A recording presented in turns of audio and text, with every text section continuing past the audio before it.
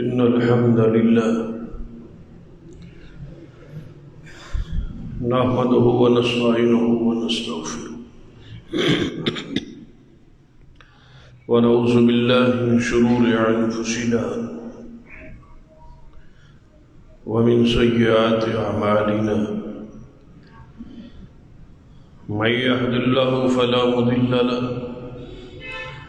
ومن يضلل فلا هادي له أشهد أن لا إله إلا الله وحده لا شريك له وأشهد أن محمدًا عبده ورسوله أما بعد فإن خير الحديث كتاب الله وخير الهدي هدي محمد صلى الله عليه وآله وسلم وشر الأمور محدثاتها وكل محدثة بدعة وكل بدعة ضلالة أما بعد فأعوذ بالله السميع العليم من الشيطان الرجيم من همزه ونفخه ونفثه بسم الله الرحمن الرحيم يا أيها النبي إنا أرسلناك شاهدا ومبشرا ونذيرا وداعيا إلى الله بإذنه وسراجا منيرا رب اشرح لي صدري ويسر لي أمري واحلل عقدة من لساني يفقهوا قولي رب زدني علما سبحان ربك رب العزة عما يصفون وسلام على المرسلين والحمد لله رب العالمين. حضرات، ماہ ربیع الاول کی مناسبت نال شان مصطفیٰ صلی اللہ علیہ وسلم دے حوالے نال گفتگو دا ایک سلسلہ جاری ہے. جو آیت مبارکہ خطبہ مسنونہ اندر پڑھی، اس کے اندر جو صفات، جو اسماء، جو خوبیاں حضور علیہ السلام واسطے بیان ہوئی، اس کی وضاحت اور شرحت جاری ہے. اس آیت مبارکہ جو آپ کی آخری صفت بیان ہوئی وَسِرَاجًا مُنِيرًا،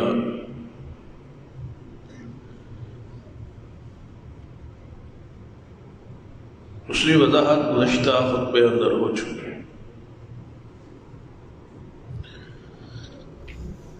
دوسری خوبی جو اس آیت میں بیان ہوئی وہ ہے وَدَاعِيًا إِلَى اللَّهِ بِإِذْنِهِ. یہ آپ کی صفت ہے، آپ کی شان ہے اور آپ کی ذمہ داری ہے، اور آپ کی آمد کا جو اصل مقصد ہے وہ اس ایک آیت کے اس ایک جملے اندر، ایک صفت اندر اللہ نے سامو دیا ہے وَدَاعِيًا إِلَى اللَّهِ بِإِذْنِهِ، کہ آپ بلانے والے ہیں اللہ کی طرف بِإِذْنِهِ، اس کے امر کے ساتھ، اس کی وحی کے ساتھ، اس کی اجازت کے ساتھ.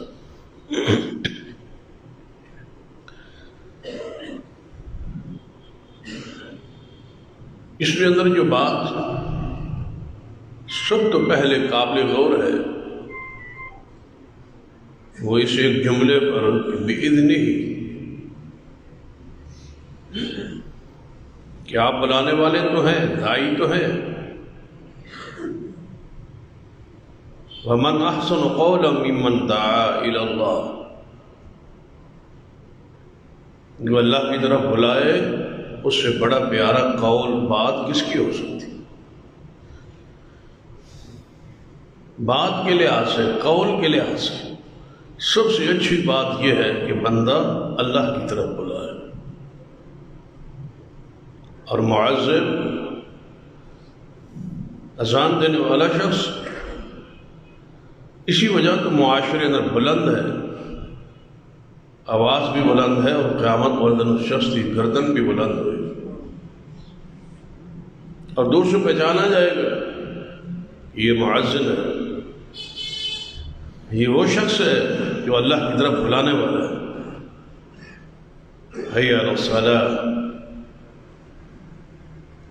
حی علی الفلاح، اللہ کی طرف، نماز کی طرف، فلاح کی طرف، کامیابی کی طرف بلانے والا یہ شخص ہے۔ اسی واسطے اس آواز کو شیطان پسند نہیں کرتا، اور اس آواز کو سن کے وہ بھاگتا ہے، وہ دوڑتا ہے، گوش مارتا ہوا بھاگ جاتا ہے، وہاں تک پہنچنے کی کوشش کرتا ہے جہاں تک یہ آواز نہ آئے۔ یہ آواز جو ہے منافق پر بڑی بھاری، اذان کی آواز، اور جس کا دل گناہ کر کر کے گدلا ہو گیا ہو اس دل پر یہ بوجھ ہے، اور مومن کے لیے یہ خوشی اور راحت اور سکون کا پیغام ہے۔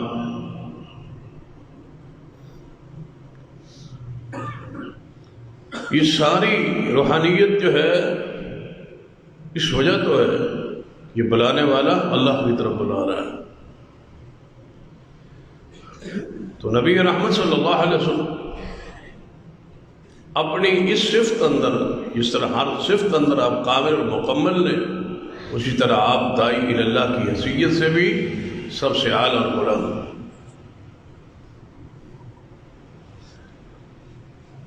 لیکن اس صفت کا ذکر کرنے تو پہلے یہ ساتھ جڑا ہوا جو لفظ ہے بِإِذْنِ، اس میں اندر عقیدہ پوشیدہ ہے،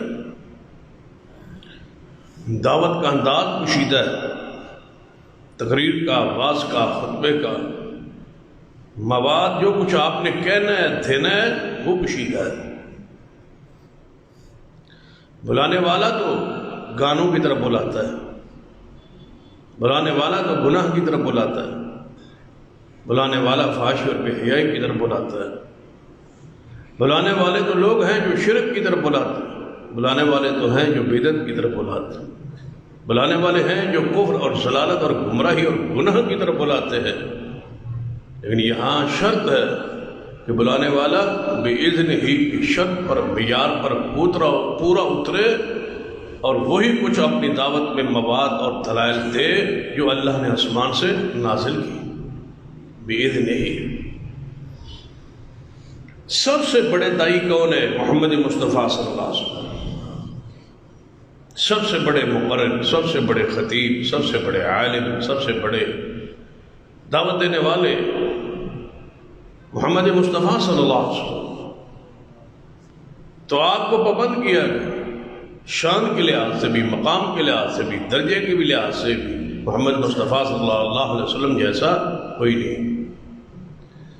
اس کے باوجود آپ کی ذات میں اس بات کا پابند بنا دیا گیا کہ بِإِذْنِ ہی، کہ دعوت دینی ہے میری اذن کے ساتھ، میری اجازت کے ساتھ، میری نازل کردہ دلائل کے ساتھ، میری طرف سے نازل کردہ قرآنی آیات اور حدیث کے تحت آپ نے دعوت دینی۔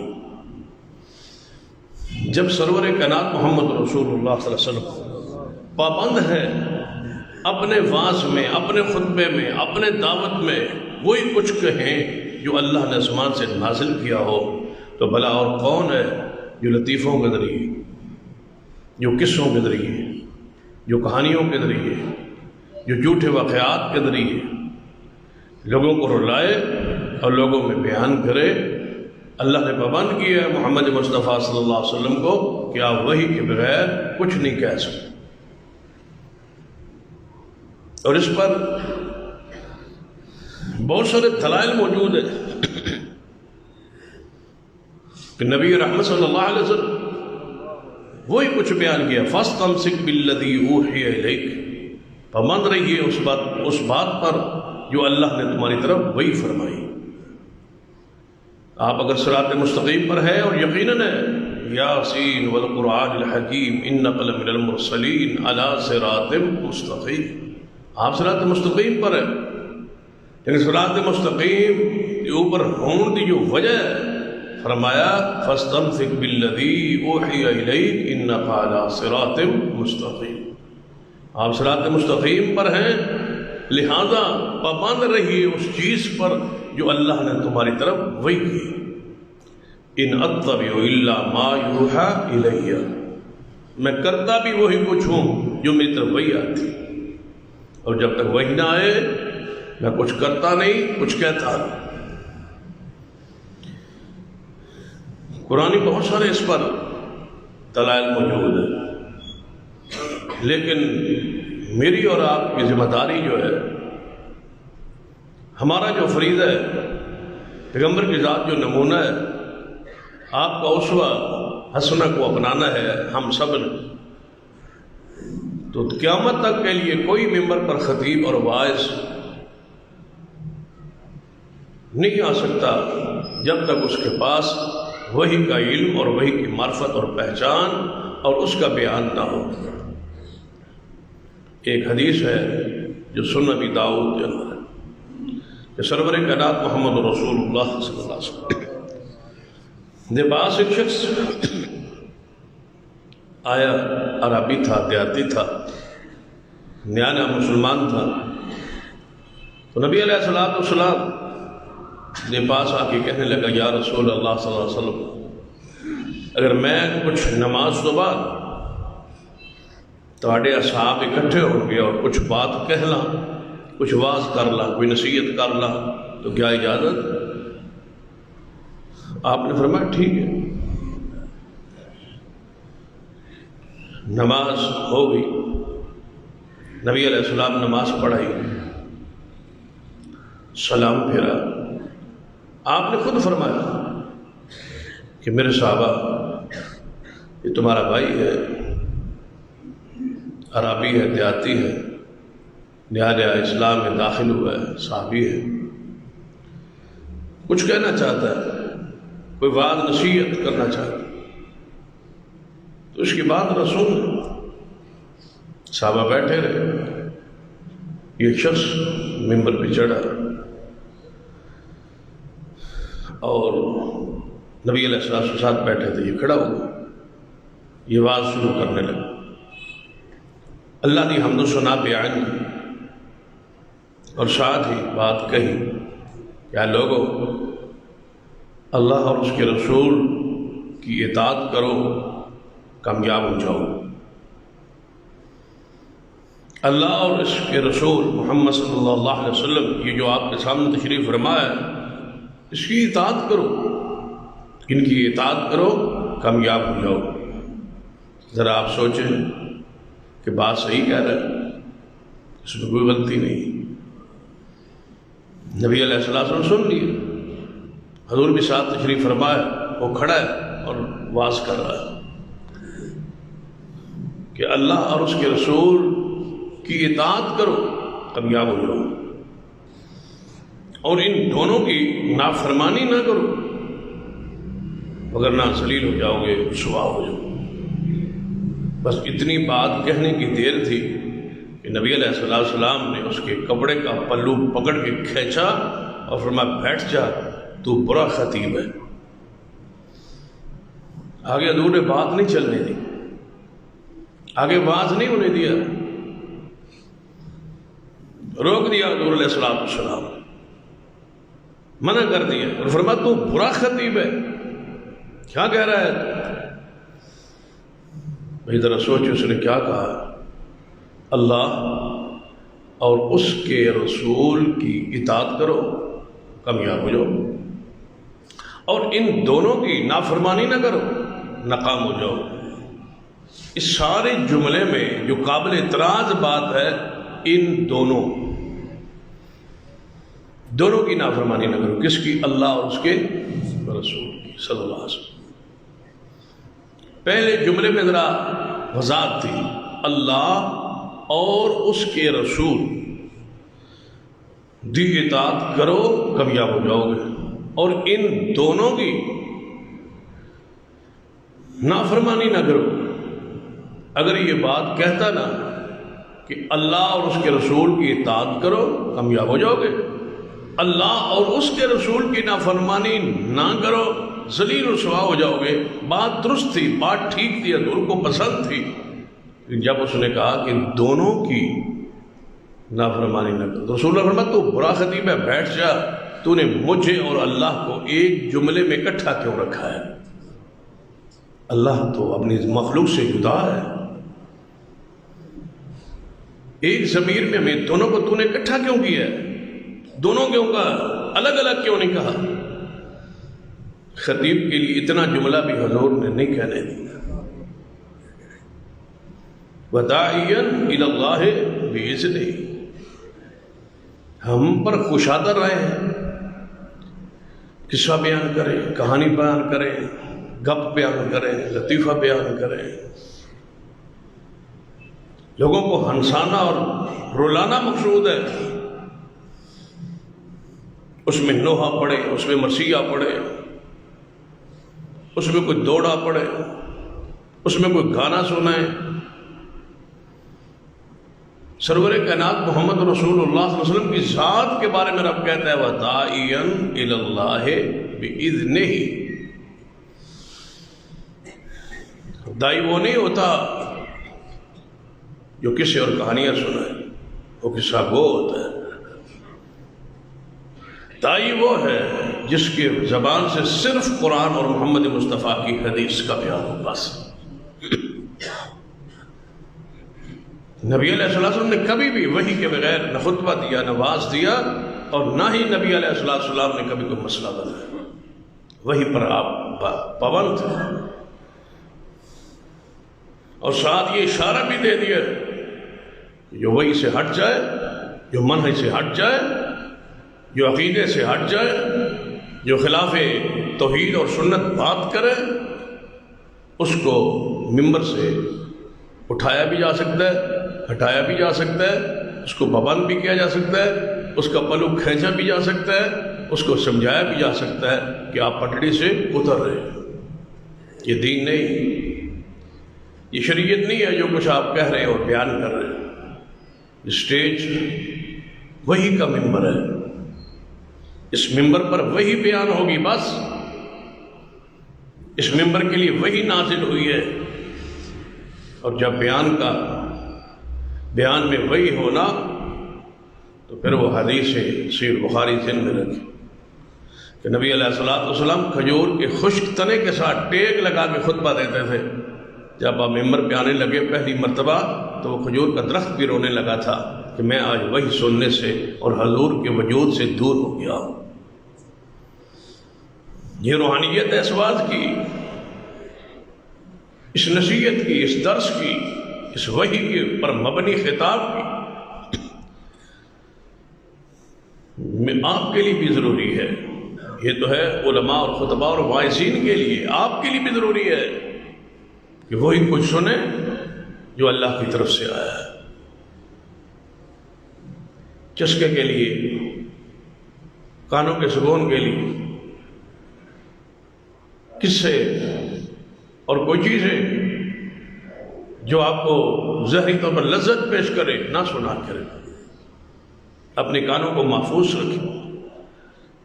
ذرا وہ حدیث، وہ روایت جو سیدنا عمر رضی اللہ عنہ کے حوالے سے ہے، اس کو ذرا ذہن میں رکھیں کہ صحابہ کرام ہیں سفر اندر، اور سفر جو ہے وہ جہاد کا ہے، مارکا ہوا، کفار کے قلعے فتح ہوئے، علاقے فتح ہوئے، تو وہاں سے مال غنیمت سے مٹا گیا۔ اس مال غنیمت اندر لازم بات ہے مختلف چیزیں، کسی قلعے اندر، کسی گھروں میں لوگوں کے داخل ہوں، مختلف چیزیں ہوتی ہیں۔ تو دوران فتح وہاں ایک کتاب ملی، امام سیوطی رحمہ اللہ نے اپنی کتاب فضائل عمر میں اس روایت کا ذکر کیا ہے۔ وہاں سے مال غنیمت اندر مختلف چیزیں، سونا چاندی پیسہ سامان، اس کے اندر ایک کتاب بھی تھی۔ صحابہ کرام جب خیموں میں آئے، یہ آج سے شام کے وقت فارغ ہو گئے، تو وہ کتاب سامنے غنیمت میں پڑی تھی مال میں، تو صحابہ نے وہ کتاب اٹھا لی، کتاب پڑھنی شروع کر۔ کتاب اندر بڑے دلچسپ واقعات تھے، جس طرح ادبی واقعات ہوتے ہیں اس میں دلچسپی ہوتی ہے، فطری بات ہے۔ تو صحابہ کرام نے کہا حضرت اس کو پڑھے، تو ایک شخص نے پڑھی، دوسرے صحابہ نے سنی، کہنے لگے بڑی لذت والی کتاب ہے، بڑی روحانی کتاب۔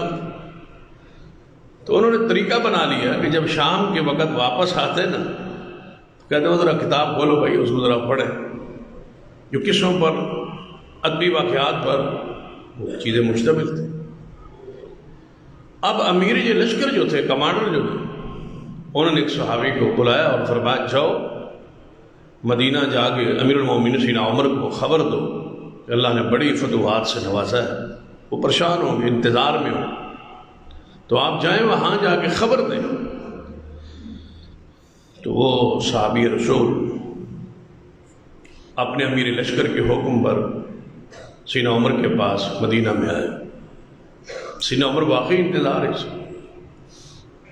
آپ نے ساری صورتحال پوچھی، اس نے بتائی فلاں علاقہ فتح ہوا، فلاں فتح ہوا، فلاں فتح ہوا، وہاں تک ہم پہنچ گئے، ساری خبر دے کے نا۔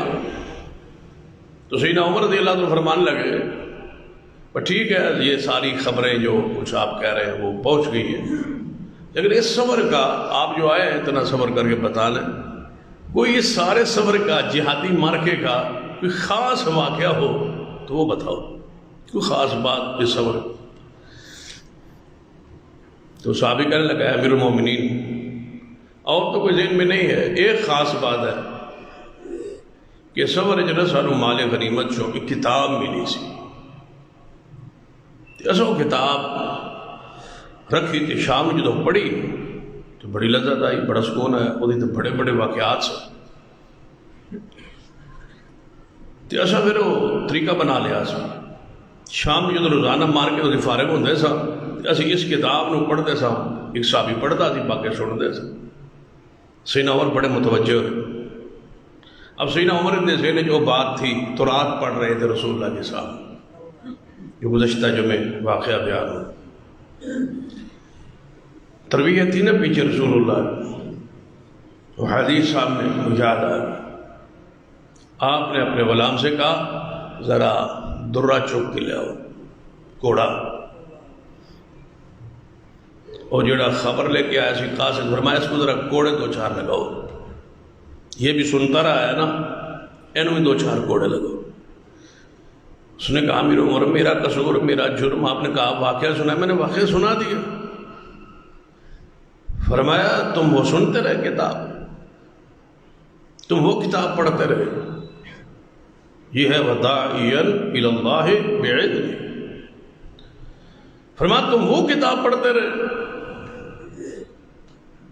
سیدنا عمر کے ہوتے ہوئے میری خلافت میں امیر المومنین سیدنا عمر زندہ ہو اور وہ کتاب پڑھی جائے جو کافروں کے قلعے سے ملے اور جس میں قصے اور کہانیاں اور صحابہ وہ سن کے لذت محسوس کریں، اور میرے ہوتے ہوئے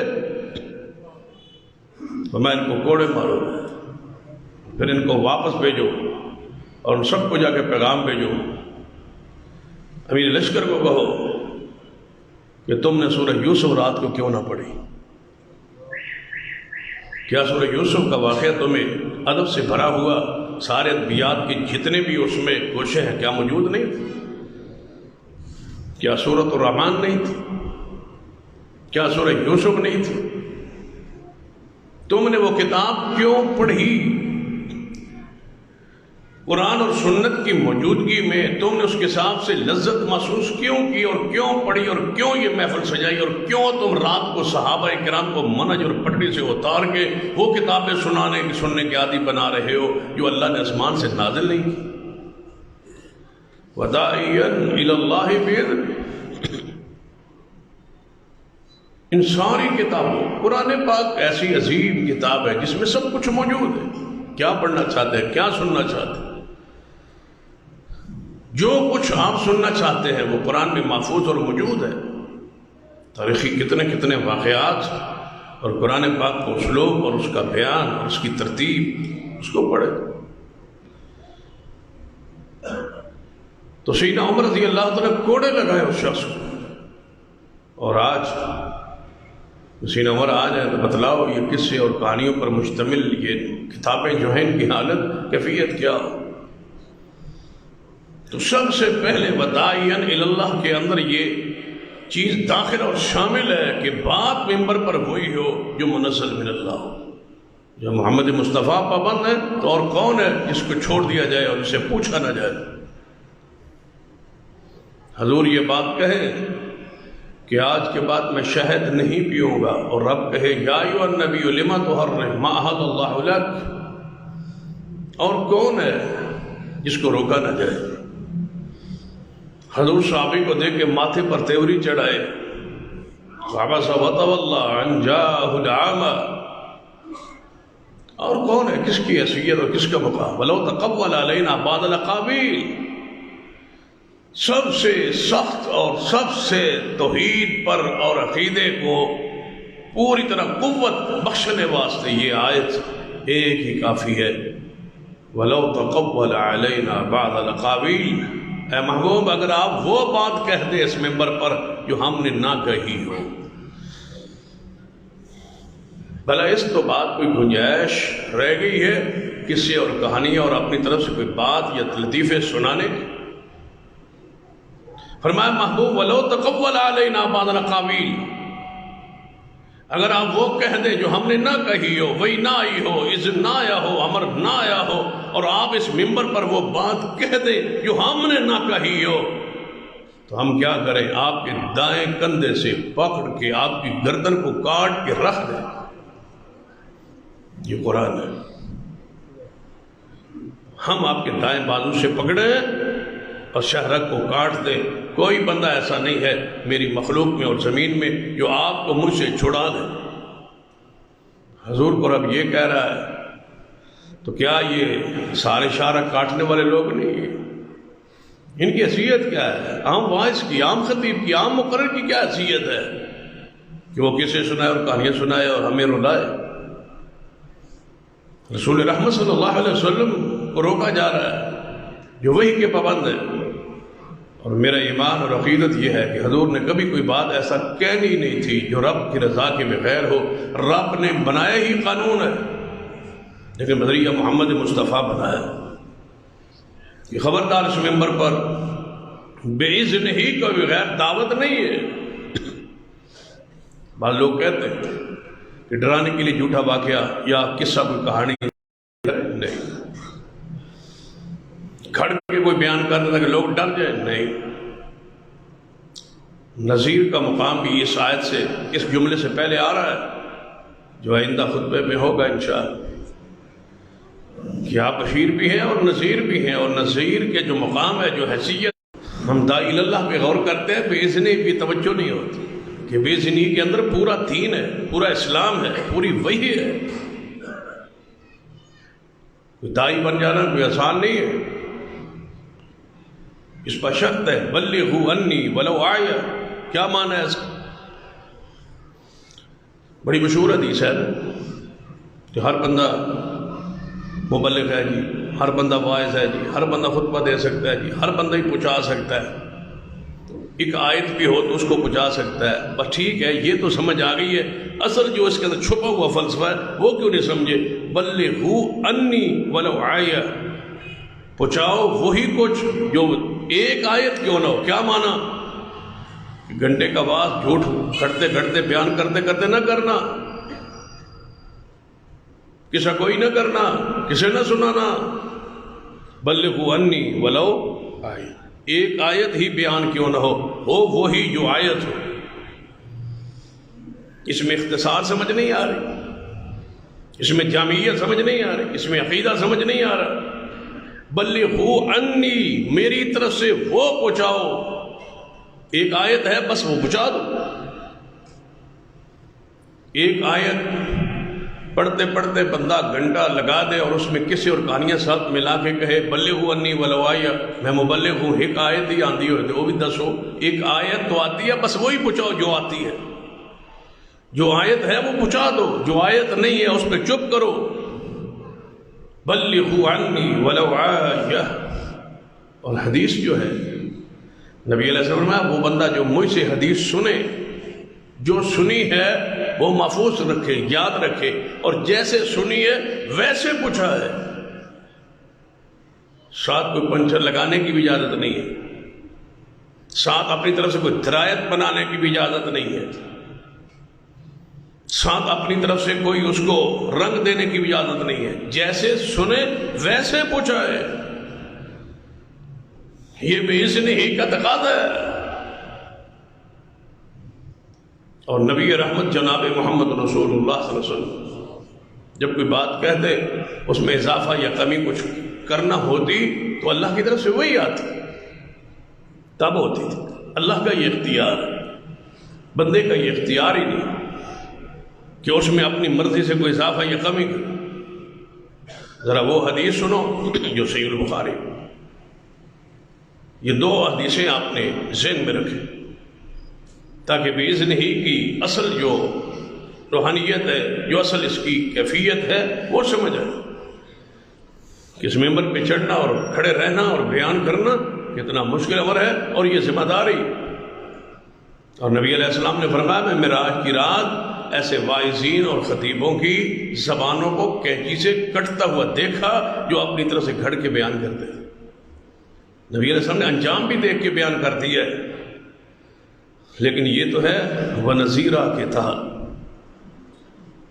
کتنے مخبر صادق ہیں کہ جو کچھ کل ہمارے ساتھ ہونا ہے محمد مصطفیٰ نے اللہ کی اذن سے وحی سے وہ بھی بیان کر دیا ہے تاکہ ہم ڈر جائیں، پریشان، آگے رک جائیں، مرضی نہ کریں۔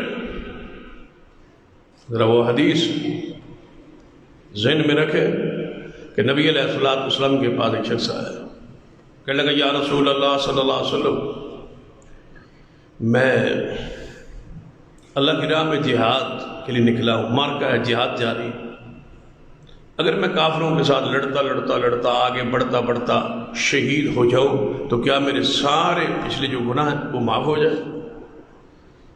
کیا میری غلطیاں معاف ہو جائیں ساری؟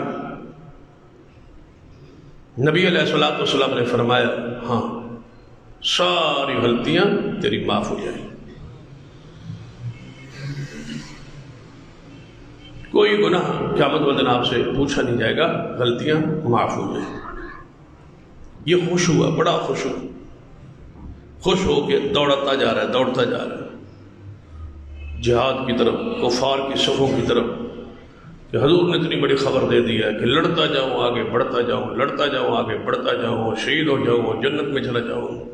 اسی وقت جبریل آئے، فرمایا محبوب جس کو آپ نے یہ مسئلہ دیا ہے نا، بیان کیا ہے، ذرا اسے کہہ دے کہ قرض معاف نہیں ہو۔ یہ جو آپ نے پوری آفر دے دی ہے نا، کھلی بات کہہ دی ہے، اس میں قرض کو شامل کرے۔ وَدَاعِيًا إِلَى اللَّهِ بِإِذْنِهِ، اس کی اذن کے بغیر، اس کی وحی کے بغیر کچھ نہیں۔ حضور نے بیان کی ہے، خبر دی ہے، اس میں جس چیز کو شامل کرنا تھا اپنی مرضی سے نہیں کیا، کس کے امر سے؟ اللہ کے امر سے، اللہ کی وحی سے۔ یہ درجہ ہے محمد مصطفیٰ صلی اللہ علیہ وسلم، وَدَاعِيًا إِلَى اللَّهِ بِإِذْنِهِ۔ ذرا دوسری حدیث صحیح البخاری، ایک شخص عربی ہے، دیہاتی ہے، یہ شخص آیا، پنڈ والے نے اپنے پنڈ جو سیاح تے سمجھدار بندہ سمجھ کے اینو بھیجا کہ جاؤ حضور علیہ السلام جنہیں نبوت کا رسالت کا اعلان کیا ان سے ملو اور ان سے ذرا تحقیق کر کے دین سیکھ کے آؤ اور واپس آ کے ہمیں سمجھاؤ۔ تحقیق کرے، رسول اللہ صلی اللہ علیہ وسلم کا پیغام گیا، وہاں قاصد گیا تھا، حضور کا صحابی گیا تھا دعوت دینے، حضور کا پیغام پہنچانے، اس پوری بستی۔ تو بستی والوں نے کہا ٹھیک ہے پیغام رسول ہمیں پہنچ گیا، لیکن ہم خود اس بات کی تحقیق کریں۔ اپنے جو سیاح تے سمجھدار پڑھیا لکھیا جسوں کہندے سن سمجھدار، اس بندے کو نمائندہ بنا کے ترجمان بنا کے بھیجا کہ جاؤ مدینے میں اس محمد مصطفیٰ کو ملاؤ، اس حضور کو پوچھاؤ تمہارا دین اور تمہاری دعوت کیا ہے، ملاقات سے کچھ باتیں اور کھل جائے۔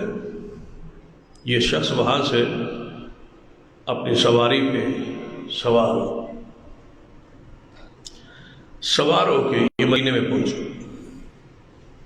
مسجد نبی کے سامنے آیا، وہاں سواری سے اترا، سواری کو باندھا اور سیدھا مسجد میں داخل۔ اللہ کا امر کہ وہاں صحابہ کرام حضور کی ساتھ آس پاس بیٹھے تھے، مسجد نبوی بھری ہوئی تھی، یہ شخص اندر داخل۔ جاتے ہی اس نے کہا، اے لوگو، اے اہل مدینہ، میں فلاں علاقے سے عرابی دیہاتی آیا ہوں اور تمہارے نبی محمد مصطفیٰ جس نے نبی ہونے کا دعویٰ کیا ہے ان سے ملنا چاہتا ہوں، وہ کون ہے تم میں سے؟ تو صحابہ کرام نے کہا، اے آنے والے پوچھنے والے، پورے اجتماع پہ نظر خود دوڑاؤ، جو سب سے خوبصورت ہے ہم میں وہ محمد ہے صلی اللہ علیہ وسلم۔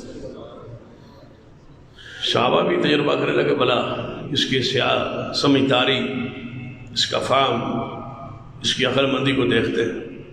اس نے پورے اجتماع پہ نظر دوڑائی تو محبوب کو پہچان گیا۔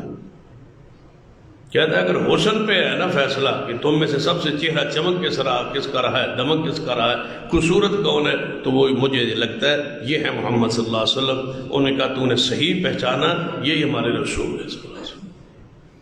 حضور کے پاس بیٹھ گئے، کہنے لگا، اے محمد صلی اللہ علیہ وسلم، میں آپ کی شان کو، درجے کو، مقام کو نہیں جانتا کہ آپ کتنے بلند ہیں اور کتنا رب نے آپ کو رتبہ دیا ہے، شان دی ہے۔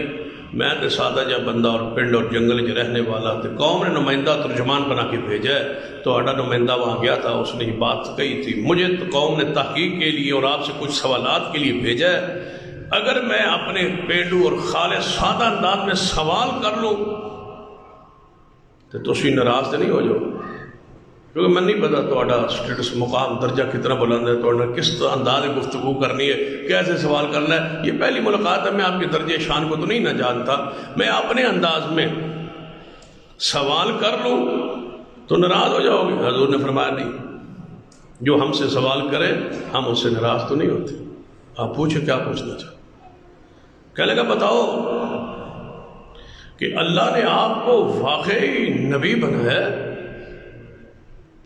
جو دعویٰ آپ کا پہنچا ہے کیا اس دعوے میں آپ حق اور سچ ہے، کیا واقعی آپ نبی ہیں؟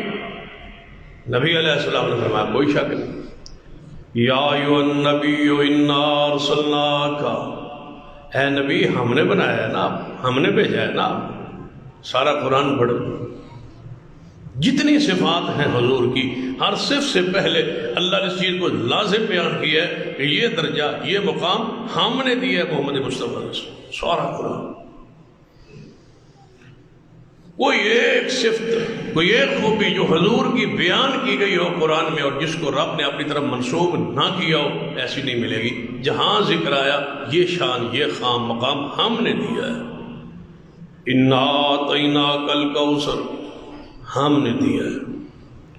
الم نشرح لک صدرک ووضعنا عنک وزرک الذی انقض ظہرک ورفعنا لک ذکرک، ہم نے بلند کیا ہے ذکر۔ والضحی واللیل اذا سجا ما ودعک ربک وما قلی وللآخرۃ خیر لک من الاولی وَلَسَوْفَ يُعْطِيكَ رَبُّكَ فَتَرْضَىٰ، اتنا دے گا تجھے تمہارا رب کہ آپ راضی ہو جائے۔ نون والقلم وما يسطرون ما أنت بنعمت ربك بمجنون وإن لك لأجرا غير ممنون وإنك لعلى خلق عظيم۔ اے محبوب، آپ نے رب کی رحمت اور نعمت اور فضل سے آپ مجنون نہیں ہیں، اللہ نے آپ کے لیے تو بہت بڑا اجر رکھا ہے۔ وَمَا أَرْسَلْنَاكَ إِلَّا رَحْمَةً لِلْعَالَمِينَ، ہم نے بھیجا ہے، ہم نے بنایا آپ کو رحمت للعالمین۔ معراج کا ذکر آیا، سبحان الذی اسریٰ بعبدہ، پاک ہے وہ ذات جس نے سیر کرائی اپنے عابد کو جناب محمد صلی اللہ علیہ وسلم کو. جتنی بھی صفات قرآن اندر حضور دیا بیان ہوئی نے اللہ نے اپنے و نسبت فرمائی. ہم نے یہ مقام دیا, ہم نے یہ شان دی. یہ آیت مبارکہ جس کی تفسیر و توضیح جاری ہے. یا ایھا النبی انا ارسلناک شاہدا و مبشرا و نذیرا و داعیا الی اللہ باذنہ و سراجا منیرا. اے محبوب سراج منیرہ ہم نے بنا کے بھیجا, داعی اللہ ہم نے بنایا, اور آپ کو مبشر ہم نے بنایا, نذیر ہم نے بنایا, شاہد ہم نے بنایا. انا ارسلناک ہم نے بنایا. فرما اللہ نے مجھے نبی بنایا. نبی خود نہیں بنتا, خود دعویٰ نہیں کرتا.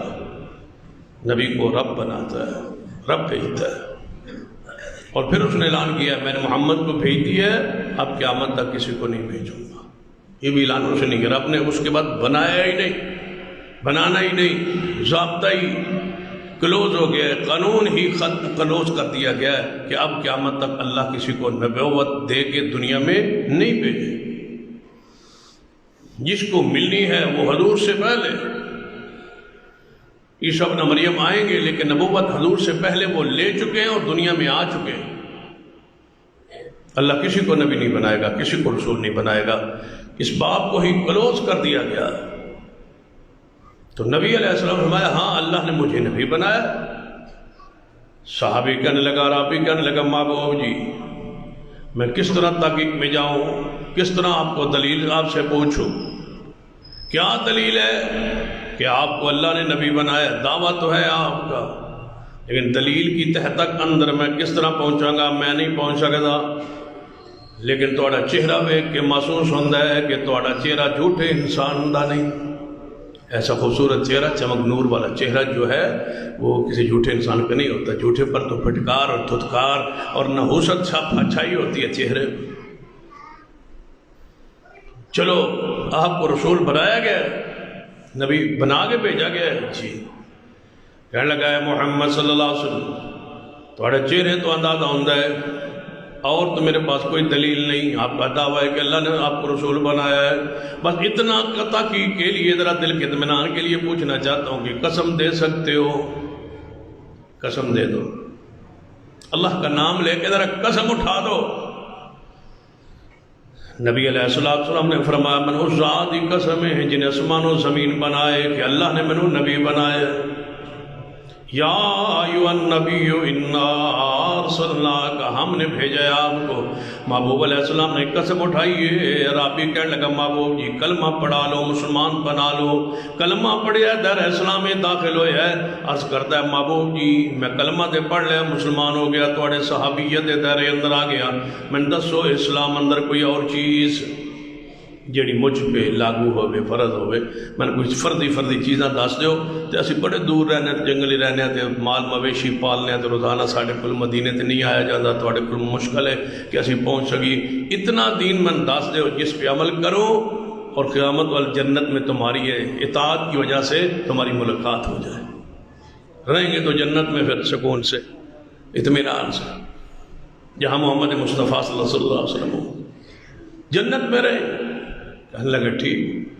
نبی علیہ السلام نے فرمایا 5 وقت نماز پڑھنی پڑے گی. یا رسول اللہ صلی اللہ علیہ وسلم ایک کلمے سمجھ آ گئی کہ کلمے تو بعد تھوڑے دین اندر اسلام اندر نماز ضروری ہے, نماز پڑھاں گا کچھ اور. آپ نے فرمایا اگر مال تیرا نصاب نہ پہنچ جائے تو زکوٰۃ, اپنے مال میں سے مخصوص نصاب ہے زکوٰۃ کا, اس کو دینا پڑے. محبوب علیہ السلام سے عرض کرنے لگے یا رسول اللہ صلی اللہ علیہ وسلم ایک کلمے سمجھ آ گئی کچھ اور. آپ نے فرمایا مستور ہے سال اندر 1 مہینہ یہ تیری زندگی اندر آ جائے تو ماہ رمضان کے روزے. کہنے لگا کچھ اور. فرمایا اگر اللہ توفیق دے, استطاعت دے, سفر دی تے بیت اللہ دا حج زندگی اندر 1 مرتبہ. کہنے لگا کچھ اور بیان کیجئے. فرمایا یہی میرا دین ہے, یہی اسلام ہے, یہی دین. کہنے لگا بس یہی دین ہے.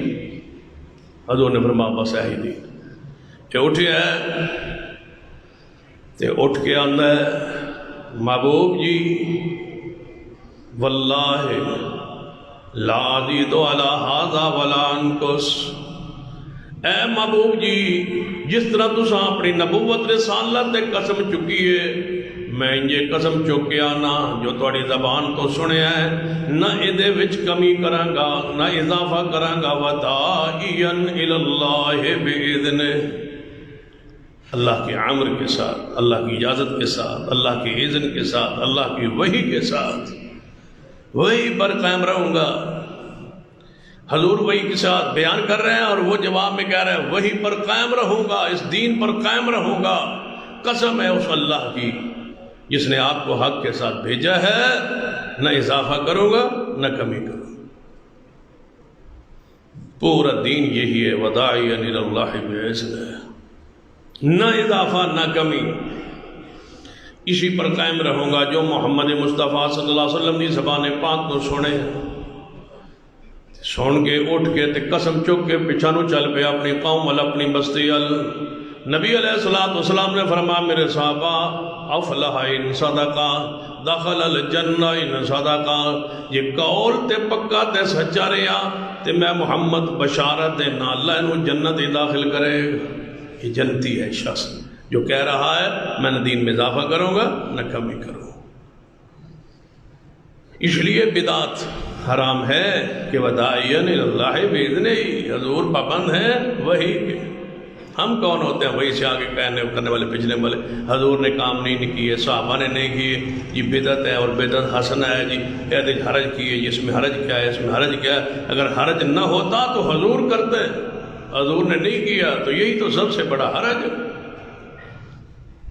وداعیا الی اللہ باذنہ ہی کا معنی کیا ہے، مفہوم کیا ہے؟ دعوت وہی جو باذن ہی ہو، دعوت وہی جو وہی میں ہو، عمل وہی جو وہی میں ہو۔ نبی علیہ السلام کا یہ شخص صحابی اٹھا، یہ جملہ کہہ کہ مسجد نبوی تو باہر نکلے، اپنی سواری پہ سوار ہوا، مدینے تو باہر نکلے آئے، ایک وہاں زمین کے اندر چوہے کی بہت بڑا وہاں بل موجود تھی، وہاں سے اس کی سواری گزرنے لگی، اس کا پاؤں سے سمجھا نرم زمین ہے، وہاں پاؤں رکھا تو وہ چوہے کی بل میں وہ گھوڑے کا پاؤں داخل ہو گیا اور گھوڑا گرا اور یہ شخص اوپر سے گر کے فوت ہوا۔ واپس نہیں پہنچا مدینے سے نکلا، واپس نہیں پہنچا اپنی بستی، نماز پڑھی نہیں، وقت آیا نہیں، روزہ رکھا نہیں، ماہ رمضان آیا نہیں، حج نہیں کیا، زکوٰۃ نہیں دی، یہ شخص فوت ہو۔ صحابہ کرام آئے محبوب جی وہ ابھی جڑا شخص آیا تھا نہ وہ تو بار سنا ہے گرا ہے اور فوت ہو گیا۔ نبی علیہ السلام آؤ چلیں ذرا اس کو دیکھیں، حضور بھی چلے آ رہے ہیں، صحابہ کرام بھی چلے آ رہے ہیں، پہنچے دیکھا سواری اس کی گھوڑا قریب کھڑا ہے اور یہ زمین پہ گرا ہوا فوت ہو چکا ہے۔ نبی علیہ السلام مٹی پہ بیٹھ گئے، زمین پہ بیٹھ گئے، خود بیٹھ کے اس کے چہرے کو سر کو اٹھایا، اپنی گود میں رکھا اور مٹی چھاڑ رہے ہیں۔ اور ایک روایت میں ہے نبی علیہ السلام نے اس کے ہونٹوں کا بوسہ دے کے فرمایا میرے صحابہ جس نے جنتی دیکھنا ہو اس شخص کو دیکھے۔ اور دوسری حدیث میں ہے کہ نبی علیہ السلام آیا، میں نے دیکھا جنت کی حوریں سے انگور پیش کر رہی ہے، جس نے جنتی دیکھنا ہے اس کو دیکھو۔ کیا کیا ہے اس نے؟ واللہ لا ازید علی ھذا ولا انقص، نہ کمی کروں گا نہ دین میں اضافہ کروں گا۔ ہماری ذمہ داری دین بنانا نہیں ہے، دین پہ عمل کرنا ہے۔ جو نازل ہو چکا ہے، جو سمجھا جا چکا ہے، اس سمجھ اور فہم محدثین اور صحابہ کی روشنی میں عمل کرنا ہے۔ دین بنانا ہماری ذمہ داری نہیں ہے، دین بن چکا، آسمان سے نازل ہو چکا، مکمل ہو چکا، اس کا سمجھ بھی آ چکی، اور سمجھ جو آیت حدیث کا معنی تھا وہ صحابہ نے سمجھ لیا، سمجھ کے بیان کر دیا، عمل کر کے دکھا دیا۔ اب قیامت تک صرف عمل باقی ہے اور کوئی چیز باقی نہیں۔ نہ بنانا ذمہ داری ہے، نہ جو سمجھ ہے صحابہ کی اس کے مطابق آگے بڑھنا ہے آپ نے۔ یا ایھا النبی انا ارسلناک شاہدا ومبشرا ونذیرا وداعیا الی اللہ، بلانے والے اللہ کی طرف محبوب نے کمال کی ہے دائی کی حیثیت سے۔ اگر سمجھ نہ آئے تو سرور کائنات محمد رسول اللہ صلی اللہ علیہ وسلم کا پہلا واس ذرا سن لیجیے جب آپ پہاڑی پہ کھڑے ہو کے اپنی پوری قوم اور برادری کو بلا رہے تھے. کیا اس سنت کو کبھی ہم نے زندہ کیا ہے؟ یہ بات تو ہم کہتے ہیں کہ جی ساری برادری اہل حدیث نہیں ہے، ساری برادری کی شرک میں ہے، جی بدعات میں ہے، بس اسی پر مطمئن ہے، اسی پر خوش ہیں آپ. بتلانے میں بس کیا ان تک دین پہنچانے کی کوئی ذمہ داری آپ پر ہے یا نہیں؟ کیا حضور کی پہلی سنت یہ نہیں ہے کہ اپنی قوم اور برادری کو بلا کے دعوت کھلا کے اپنے دین کی خالص دعوت پیش کرنا یہ سنت ماجورہ نہیں ہے؟ یہ سنت ہم نے چھوڑ نہیں دی.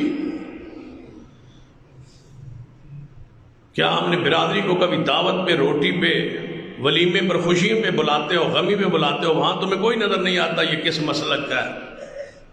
کسی مسلک کا ہو، کسی عمل کا ہو، کسی عقیدے کا ہو، سارا مربع اکٹھا ہوتے ہے شادی میں، خوشی میں، غمی میں. جن کے بارے میں ہم بیان کرتے ہیں یہ ساری برادری اینج وہ سارے اکٹھے ہوتے ہیں خوشی غمی میں. کبھی صرف دعوت کی ہو اس بات پر کہ ان کے سامنے توحید کا اور سنت کا خالص دین پیغام ان کے سامنے رکھا جائے کہ آپ جس ڈگر پہ چلیں یہ ڈگر درست نہیں ہے. نبی علیہ السلام نے ان کو کسی خوشی کے موقع پہ دعوت بھیج کے نہیں بلایا، خود بلایا، بلا کے دعوت تیار کر کے فرمایا اے مکے والو، اے میری قوم، اے میری برادری، اللہ نے مجھے نبی بنایا ہے اور تم پر میری اطاعت اور میری اتباع لازم ہے. اس پر پتھر مارے گئے، اس پر کہا گیا تبا لک یا محمد ناوسو. اسی پر آیت نازل ہوئی تبت یدا ابی لہب وطب. یہ سنت ہے، یہ سنت ہم نے چھوڑ دی. اس سنت کو چھوڑنے کے مختلف بہانے، حالات ٹھیک نہیں.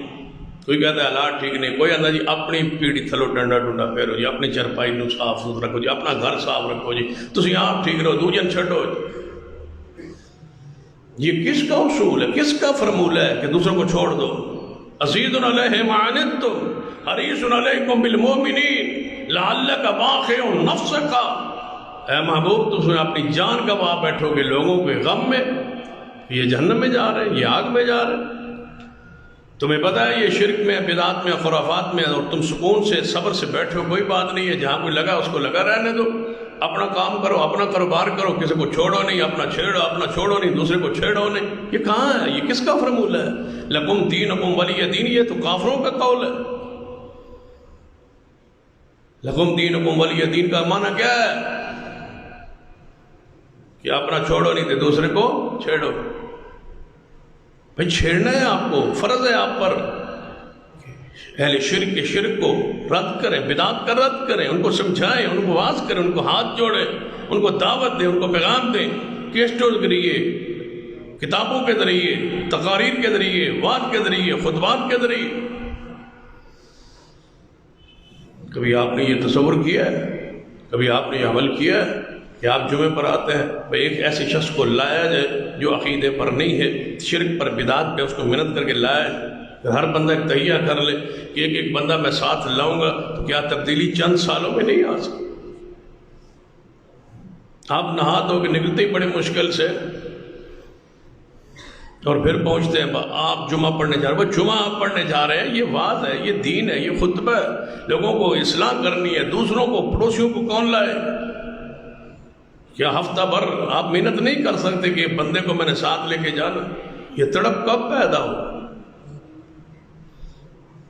اگر ہر بندہ یہ تہیہ کر لے، بتاؤ وہ سال کے اندر کتنے بندوں کی تبدیلی کا ذریعہ بن سکتا ہے. یہ جو آپ کو خطبے اور مسلمان، دین، شریعت نظر آ رہا ہے، یہ کس کی محنت ہے؟ یہ وہی دعوت ہے جو خطبات کے ذریعے، جلسوں کے ذریعے، جلوسوں کے ذریعے، اجتماعات کے ذریعے، پروگراموں کے ذریعے، کتابوں کے ذریعے، تقاریر کے ذریعے، یہی وہ لوگ ہیں جن کو اللہ نے ہدایت بخشی ہے. کون کہتا ہے کہ جلسوں کا، پروگرامز کا، یا خطبات کا، یا واعظ کے اثرات نہیں ہو؟ اگر نہ ہوتے تو حضور اللہ کو یہ صفت ہی نہ دیتا وَدَاعِيًا إِلَى اللَّهِ. حضور نے فرمایا بیان تو جادو ہے. تقریر کو تو حضور نے، خطبے کو تو جادو قرار دیا ہے جو لوگوں کے دلوں کو موہ لیتا ہے، ایمان تازہ ہوتا ہے، گناہوں کو بندے چھوڑتے ہیں، کبائر کو ترک کرتے ہیں، کتنے ہی لوگ ہیں جو خطبات سے اور دروس سے، علماء کے خطبات اور دروس سے لوگ صبر ہے، ان کو آپ ہزاروں لاکھوں کی تعداد میں موجود ہے، کون اس کا انکار کرتا ہے؟ اثرات نہ ہوتے تو خطبہ سننا اور دینا فرض نہ ہوتا۔ یہ جبری وعد اللہ نے ہفتے بعد رکھا ہی اس لیے ہے کہ اس کو سننا ہے۔ نماز کی زور کی رکعت 4 ہے، جمعے کی 2 ہے، فرمایا 2 رکعت پڑھ لو لیکن خطبہ سننا فرض کیا ہے تاکہ 8 دن تمہارے ایمان کی حالت میں گزرے۔ یہ خطبے کے اثرات 8 دن قائم رہیں گے، پھر آپ عالم کے پاس آ کے بیٹھ کے خطبہ پھر سنیں۔ وَدَاعِيًا إِلَى اللَّهِ بِإِذْنِهِ، دار ارقم میں خفیہ ایک ایک بندے کو لایا جاتا، حضور وہاں آواز کرتا، گھر بنایا ہوا تھا، ایک دفتر بنایا ہوا تھا جسے دار ارقم کہتے ہیں، وہاں حضور بیٹھ جاتے، صحابہ گھیر کھار کے بندے کو لاتے اور وہاں بٹھاتے اور حضور سے ملواتے اور حضور کو سنواتے، اور لوگ حضور کو دیکھ کے سن کے اسلام قبول کرتے۔ کیا یہ طریقہ، یہ سنت مہجورہ متروکہ نہیں، چھوڑ دی نہیں؟ کیا نبی علیہ السلام عکاظ کے میلے پہ نہیں پہنچ گئے تھے؟ میلہ تھا بڑا، عرب میں مکہ میں بہت بڑا میلہ، عکاظ کا میلہ لگتا تھا، حضور میلے میں پہنچ گئے، کیا وہاں شرکت کے لیے؟ نہیں۔ وہاں قوالی کو سننے کے لیے؟ نہیں۔ وہاں ان کی حمایت کے لیے؟ نہیں۔ ایک چوک پہ کھڑے ہو کے لوگ یا ایھا الناس قولوا لا الہ الا اللہ، لوگوں نے پتھر مارنے شروع کیے۔ ابو لہب پیچھے سے پتھر مار کے کہہ رہا ہے اس کی نہ سننا، اس کی بات نہ سننا، محبوب پھر بھی سنائے جا رہے ہیں۔ وَدَاعِيًا إِلَى اللَّهِ،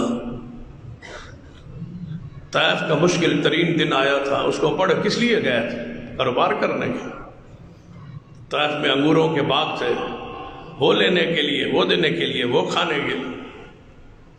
طائف میں گئے تھے، سرداروں کے پاس گئے تھے، دعوت دین کو دیا تھا، لوگوں نے نوجوان پیچھے لگا دیے، چولیوں میں پتھروں نے بھر لیے، حضور کو مارتے، خون بہتا، جوتیوں میں خون جم جاتا، حضور پھر بھی کہتے کہ لولو لا الہ الا۔ آج تو ویسے ہی تبلیغ آسان ہے، خرچ بھی ہے، خدمت بھی ہے، سٹیج بھی ہے، عوام بھی ہے، کھانے کا انتظام بھی ہے، پھولوں کے ٹوکرے برسائے بھی جا رہے ہیں۔ یہ حضور کی تبلیغ ہے، حضور کی دعوت۔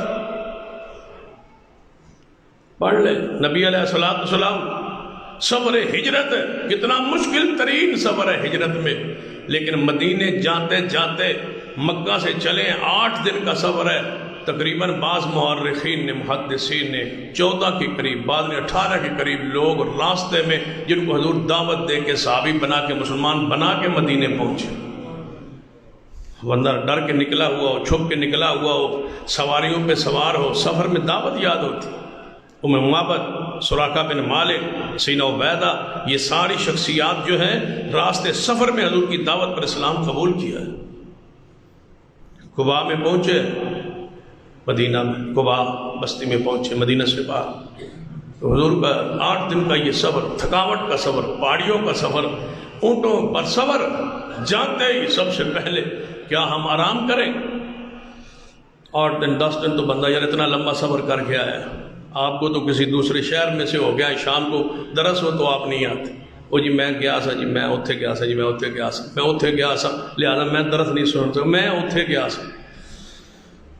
اور کہیں میں نے وہ ساتھیوں کے سروے بھی کیا نا، اپنی کانفرنس جو 2 اکتوبر کو ہوئی، کئی ساتھیوں سے مقام یاد کی، کئی ساتھیوں سے پوچھا تو سناؤ کانفرنس کیسی ہوئی؟ وہ میں تو جا ہی نہیں سکے، یعنی میں جا ہی نہیں سکا، کیوں؟ ایک بندہ آتا ہے میں یاد ہی نہیں رہی، میں یاد ہی نہیں کہ کانفرنس ہے، ایک آتا میں بول گیا سا، خیال ہی نہیں، ایک کہتا میں اعتبار گیا سا تو پھر اتوں آیا تو پھر واپس آیا، پھر میں آنا سی لیکن میں نے پھر خیال ہی نہیں رہا۔ عجیب حالت ہے، عجیب کیفیت، یاد نہیں ہے۔ حضور سفر کر کے، مبارک سفر کر کے ہجرت کا پہنچے ہیں، پہلے دن ہی آپ نے آتے ہی مسجد کی بنیاد رکھ دی ہے، مسجد قباء کی۔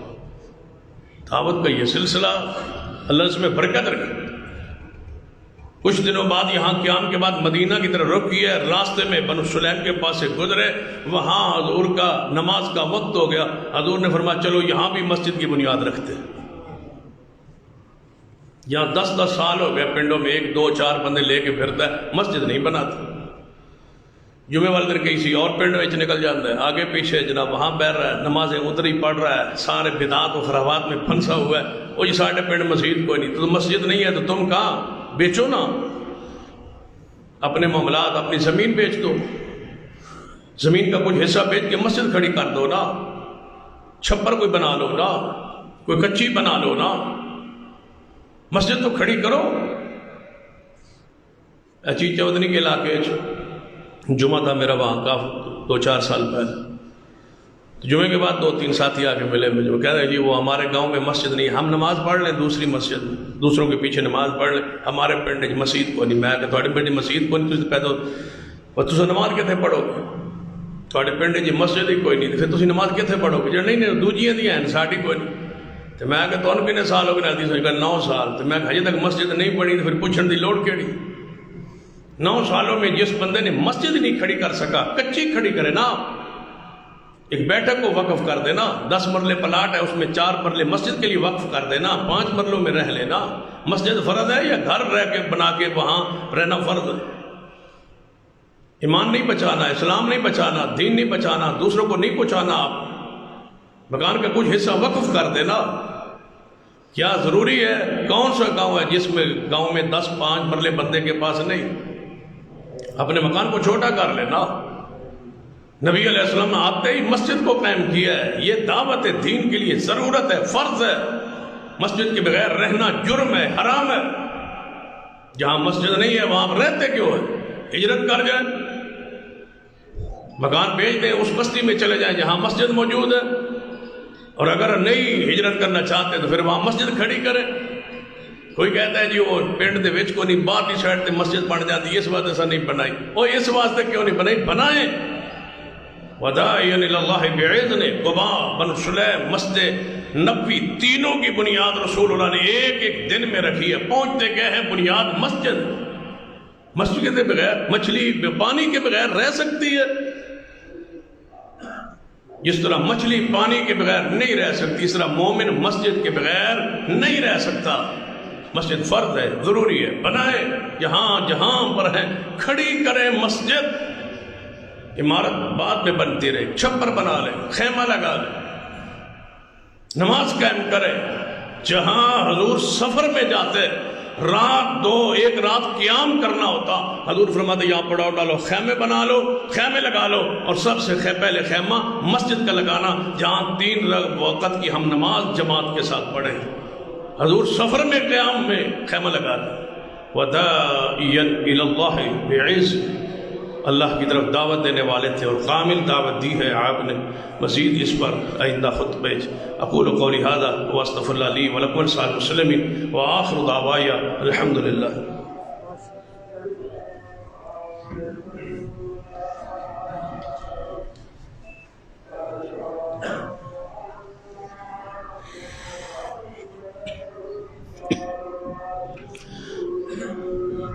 ان الحمد للہ نحمده ونستعینه ونستغفره ونعوذ باللہ من شرور انفسنا ومن سیئات اعمالنا من يهد الله فلا مضل له ومن يضلل فلا هادي له اشهد ان لا اله الا الله وحده لا شريك له واشهد ان محمدا عبده ورسوله۔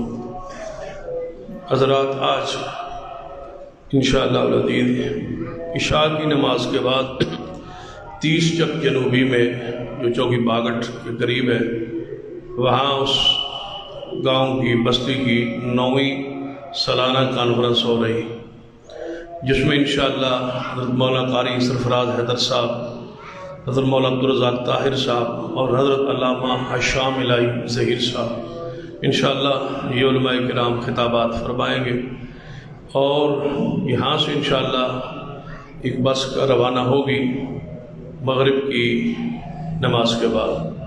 اور آپ کے علم میں ہے کہ اکثر کانفرنسوں میں آپ کا پردہ جو ہے وہ جماعت کا طالب علم جو ہے وہ رکھ لیتے ہیں، طلباء پہنچ جاتے ہیں تو سمجھتے ہیں کہ مقام یاد کی جماعت آ گئی۔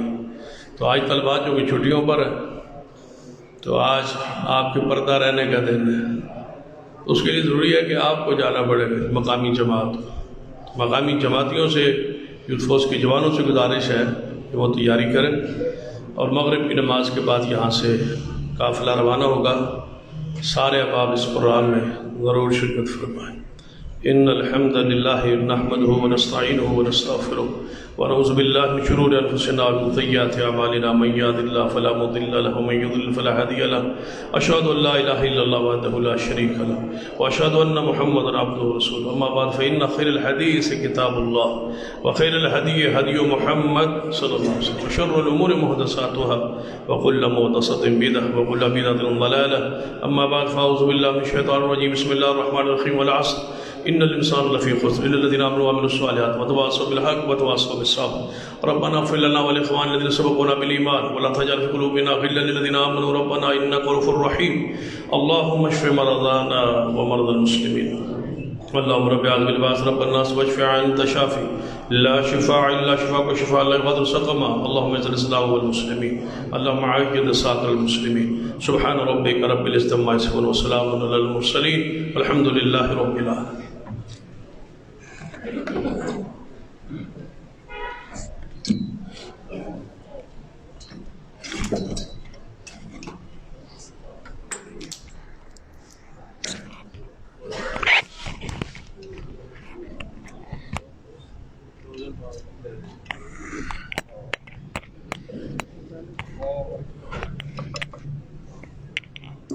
الله أكبر الله أكبر، أشهد أن لا إله إلا الله، أشهد أن محمد رسول الله، حي على الصلاة حي على الفلاح، قد قامت الصلاة قد قامت الصلاة، الله أكبر الله أكبر، لا إله إلا الله۔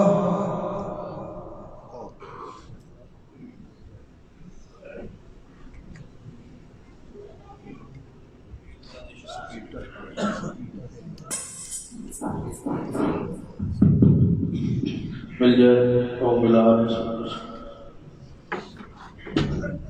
اللہ اکبر۔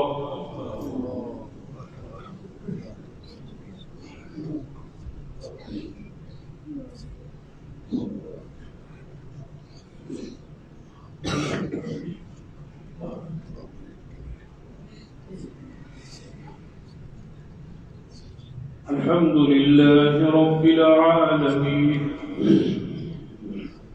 الرحمن الرحيم مالك يوم الدين، إياك نعبد وإياك نستعين، اهدنا الصراط المستقيم صراط الذين أنعمت عليهم غير المغضوب عليهم ولا الضالين۔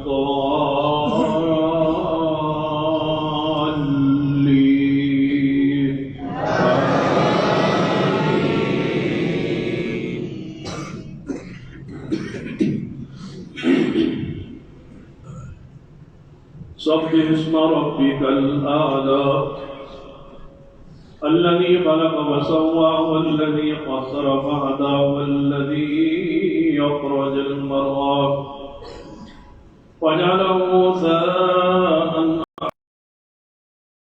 فلا تنسى إلا ما شاء الله إنه يعلم الجهر وما يخفى وَنُيَسِّرُكَ لِلْيُسْرَى فَذَكِّرْ إِن نَّفَعَتِ الذِّكْرَى سَيَذَّكَّرُ مَن يَخْشَىٰ۔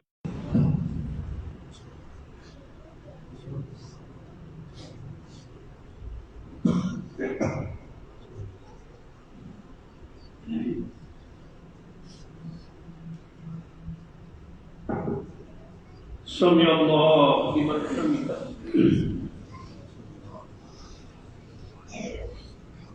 اللہ اکبر۔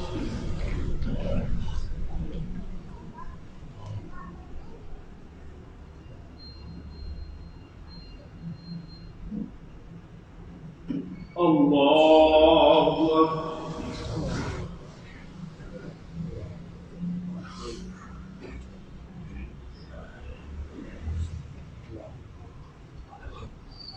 اللہ اکبر۔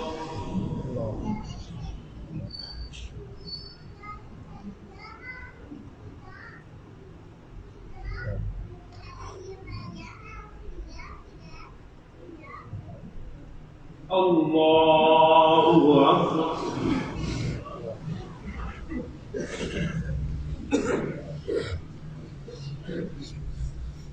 الحمد لله رب العالمين الرحمن الرحيم مالك يوم الدين إياك نعبد وإياك نستعين اهدنا الصراط المستقيم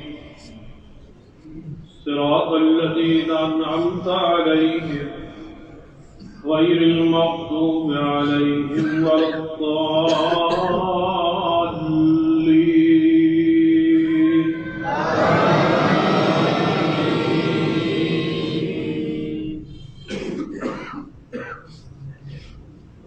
هل أتاك حديث الغاشية وجوه يومئذ خاشعة عاملة ناصبة تصلى نارا حامية تسقى من عين آنية ليس لهم طعام إلا من ضريع لا يسمن ولا يغني من جوع وجوه يومئذ ناعمة لسعيها راضية في جنة عالية لا تسمع فيها لاغية فيها عين جارية فيها سرر مرفوعة وأكواب موضوعة ونمارق مصفوفة وزرابي مبثوثة أفلا ينظرون إلى الإبل كيف خلقت وإلى السماء كيف رفعت وإلى الجبال كيف نصبت وإلى الأرض كيف سطحت فذكر إنما أنت مذكر لست عليهم بمسيطر إلا من تولى وكفر فيعقبه الله العذاب الأكبر إن إلينا إيابهم ثم إن علينا حسابهم. الله أكبر.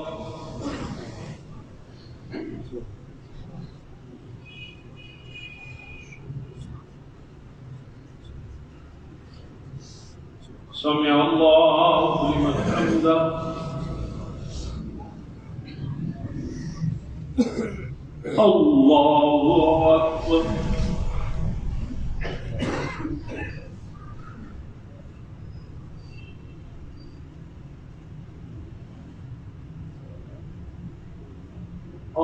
الله أكبر.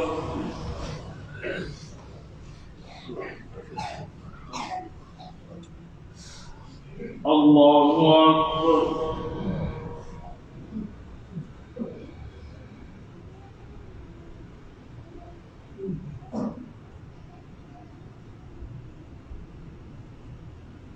الله أكبر.